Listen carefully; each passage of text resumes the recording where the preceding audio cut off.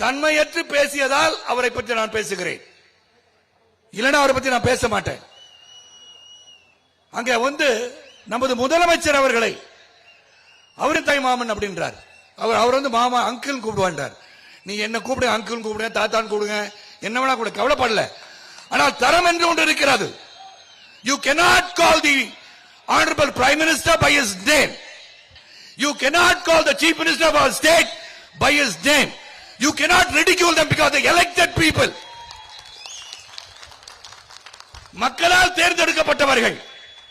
நீங்க அந்த மனிதருக்கு மரியாதை கொடுக்கிறீர்களோ இல்லையோ, அந்த பதவிக்கு கொடுத்தாக வேண்டும். அந்த தரத்தை கற்றுக்கொள்ளுங்கள் விஜய் அவர்களே.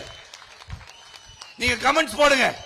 நீங்க சூப்பர் ஸ்டார் சொன்னீங்க அப்படின்னும் போது பாராட்டினீங்க, அதே சமயத்தில் நல்ல கருத்தை சொல்லும் போது ஏன் ஏற்றுக்கொள்ள மாட்டேன் என்கிறீர்கள். நீங்க தைரியம் தான் என்கிட்ட பேசி பாருங்க. என் மனைவியும் மக்களையும் பற்றி கமெண்ட் போடுறதுனால நீங்க ஒன்னும் சாதிக்க போறது இல்ல. இதையெல்லாம் கண்டு பயந்தவன் நான் அல்ல. ஏற்கனவே ஒரு ட்வீட் போட்டிருந்தீங்க லாங் பேக், உங்க தலையை எடுத்துருவோம் நாங்க. நான் சொன்ன ஐயா எடுக்கிறதா எடுத்துறீங்க, நம்பர் 2 கல்யாண நகர் கொட்டி வாங்க தான் வீடு, அங்க எடுங்க, ஏன்னா ரோட்ல எடுத்துறீங்க, தலை வேற துண்டா போய் கிடக்கும், வீட்டுக்கு வாங்க. என்ன இது சாதாரணவன் கிடையாது. நானும் பலரை சந்தித்து வந்தான். கல்லூரியில் படிச்சிருக்கேன், கல்லூரியில் ரவுடிசத்தை பார்த்திருக்கேன், எல்லாம் பார்த்திருக்கேன்.